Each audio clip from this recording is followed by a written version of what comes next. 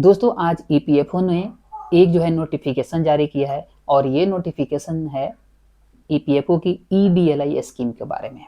ईडीएलआई scheme से आपको क्या फ़ायदा मिलेगी उसके बारे में भी बताऊंगा मैं, लेकिन पहले मैं बता दूं कि जो नोटिफिकेशन आया है इसमें ईडीएलआई स्कीम में क्या चेंजेस है, मतलब किस फ़ायदे के बारे में है। फ़ायदा तो ज़रूर है, ठीक है। तो चलिए पहले नोटिफिकेशन देख लेते हैं, ठीक है। अब देखिए ये नोटिफिकेशन है 17/12/2025। आप यहाँ पे डेट देख रहे हैं, इशू किया गया है कल ही के डेट में, ठीक है। अब यहाँ पे आप साफ साफ सब्जेक्ट में आप देख पा रहे हैं कि employee deposit link insurance scheme 1976 इसके बारे में है। अब फायदा क्या है उस वाले पॉइंट पे चलता हूँ। अब देखिए यहाँ पे मैं थोड़ा सा स्लाइड करके नीचे आऊँ तो देखिए यहाँ पे आप अगर लाइन पढ़ते हैं तो लिखा हुआ है the minimum benefit payable to dependents legal heir of member who have not rendered continuous service of 12 months before month of their death and average PF balance less than 50,000 has been raised to 50,000। देखिए इसका मतलब क्या है, फ़ायदा क्या है मैं बताता हूँ। देखिए पहले जो ईडीएलए स्कीम के तहत जो लोगों को फ़ायदा मिलता था ना, वो 50,000 से कम की बेनिफिट मिलती थी, यानी डेथ पे मिलता है। जैसे एक पीएफ मेंबर की डेथ हो जाती है तो उसकी नॉमिनी को ये पैसा मिलता है।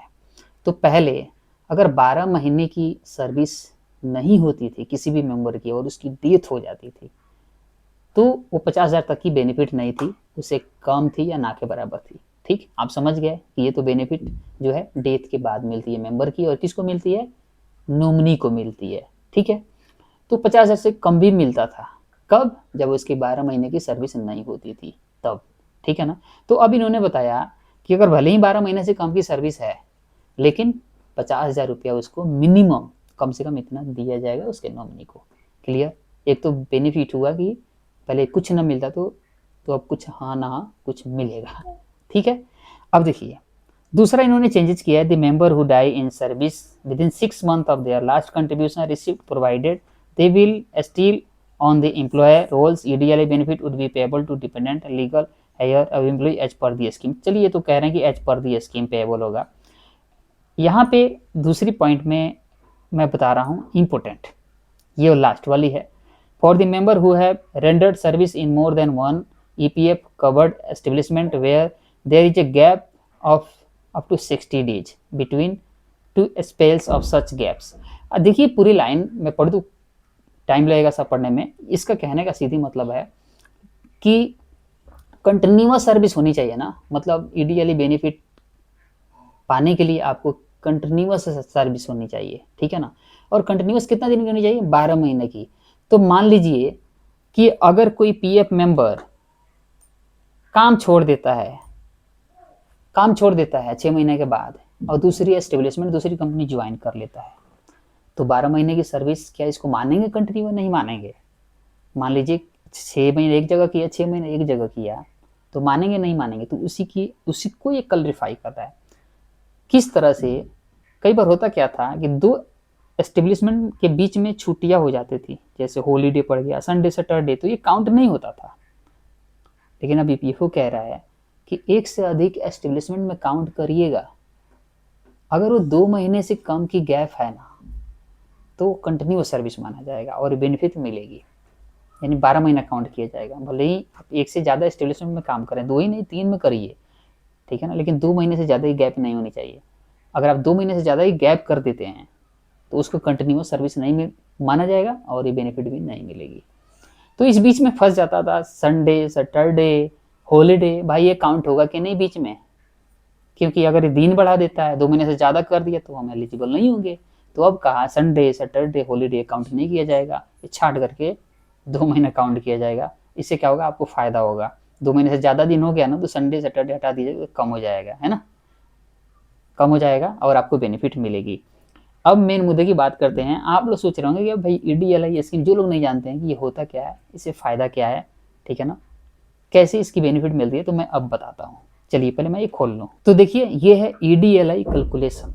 तो सबसे पहले मैं बता दूँ, पहले भी मैंने अभी बताया कि ईडीएलआई स्कीम डेथ के बाद जो मेंबर होता है उसको नॉमिनी को मिलती है। तो अगर ये कैसे मिलता है ये स्कीम का लाभ, तो देखिए इसमें 2 पार्ट इसका है। एक तो आपका ईडीएलआई के बेनिफिट मिलता है और साथ में 1,75,000 की बोनस भी मिलता है, किनको? नॉमिनी को। और ईडीएलआई स्कीम का कैलकुलेशन कितना पैसा मिलेगा कैसे किया जाता है, तो मैं बता दूं 12 महीना के एवरेज सैलरी देखा जाता है। जैसे एक मेंबर है उसकी डेथ हो जाती है तो उसकी लास्ट 12 महीने की एवरेज सैलरी देखा जाता है और उस सैलरी को 30 से मल्टीप्लाई किया जाता है।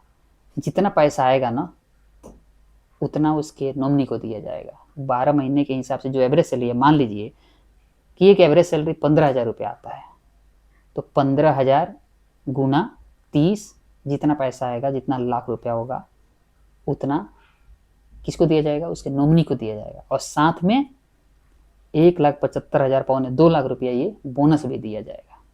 मतलब जैसे आप समझ लीजिए लगभग 7 लाख रुपया हो गया। मान लीजिए 15,000 रुपया है ना, तो 15,000 से 30 जो है ना मल्टीप्लाई करिएगा तो 15 × 45 मतलब 4,50,000 रुपया हुआ। और ये बोनस जो है 1,75,000 रुपया ये भी मिलेगा, है ना, लगभग 7 लाख रुपये हो गए।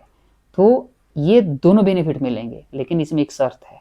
शर्त ये है कि वो मेंबर कम से कम 12 महीना किसी भी एस्टेब्लिशमेंट में काम किया हो। अगर 2 में किया है तो बीच में 2 महीने से गैप ज़्यादा की ना हो, ठीक है ना, तो माना जाएगा कंटिन्यूअस सर्विस। यानी 2 महीने की गैप ना हो, 12 महीने की कंटिन्यूअस सर्विस हो, तो ये बेनिफिट मिलेगी, 7 लाख रुपया तक का मिलेगा, ठीक है। सैलरी के ऊपर डिसाइड करेगा इसका कैलकुलेशन। मान लीजिए सैलरी उसकी आती है 10,000 रुपया, तो 10,000 से उसकी गुना किया जाएगा 30 से, उतना मिलेगा, ठीक है। ये तो क्लियर होगी। दूसरा एक पार्ट है, जो लोग 12 महीने सर्विस नहीं किए, उनकी डेथ हो गई, उनको कैसे मिलेगा? तो उसी के लिए नोटिफिकेशन जो है ना ईपीएफओ ने अभी लाया है कि कम से कम भाई उसकी 50,000 रुपये तो देना ही है, इसे नकार नहीं सकते। ये एलिजिबल है उसकी नॉमिनी, अगर 12 महीना सर्विस नहीं हुई, उससे पहले हो जाती है, तो भी कम से कम 50,000 रुपया देना है। इसको कहा जाता है शॉर्ट सर्विस। छोटे सर्विस में जो है अगर उससे पहले हो जाती है तो 50,000 रुपया देना है। तो इसके 2 पार्ट मिल गए। एक तो हो गए कि जब 12 महीना हो गया तो पूरा का पूरा बेनिफिट मिलेगा, 2.25 लाख रुपया बोनस मिलेगा, प्लस जितना सैलरी होगा उसे 30 से मल्टीप्लाई करके वो उसका ईडीएलआई अमाउंट दिया जाएगा, इंश्योरेंस का ईडीएलआई इंश्योरेंस, ठीक है ना। तो इस तरह से एक मोटा रकम हो जाता है 7 लाख तक की लगभग, जब 12 महीने की सर्विस हो जाती है। तो जानना था कि नहीं आपके लिए? ज़रूरी था बेहद। आप काम करते हैं तो किसी न किसी के लिए करते हैं, अपने फैमिली के लिए, है ना। तो अपने फैमिली मेम्बर को जरूर बताइएगा। और इसी के लिए जरूरी होता है पीएफ में ई नॉमिनेशन करना। नहीं नॉमिनेशन करेगा तो किसको बेनिफिट मिलेगा? कैसे नॉमिनेशन करना है, नहीं किए हैं तो उस वीडियो का लिंक इस वीडियो के डिस्क्रिप्शन में मैं डाल दूंगा। आप जा करके नॉमिनेशन जरूर कर दीजिएगा, नॉमिनी बना दीजिएगा। अपनी माँ को बनाइए, अपने पापा को बनाइए, भाई को, वाइफ को, बेटे को, किसी को बना सकते हैं। रिलेशन बस सेलेक्ट करना है। सब कुछ बताया हूँ कि कैसे नॉमिनेशन फॉर्म भरना है, नॉमिनी कैसे बनाना है। जाइए, ठीक है ना। वीडियो देखने के बाद डिस्क्रिप्शन में लिंक है, नॉमिनेशन करिए, नहीं किया कर लिए तो कोई बात नहीं है। तो ये थे 2 पार्ट। एक 12 महीने की सर्विस हो गई तो 7 लाख रुपये तक, और 12 महीने से कम की सर्विस हुई तो 50,000 रुपये कम से कम मिलेगा। तो ये नोटिफिकेशन जो है इसका मतलब यही है कि कम से कम 50,000 रुपये दिया जाएगा। उम्मीद करते हैं कि ये इन्फॉर्मेशन आप लोगों के लिए जरूर हेल्पफुल रहेगा आगे चल कर। मिलते हैं अगले वीडियो में, तब तक के लिए नमस्कार और बाय। चैनल बनाए हैं तो जरूर सब्सक्राइब करिएगा।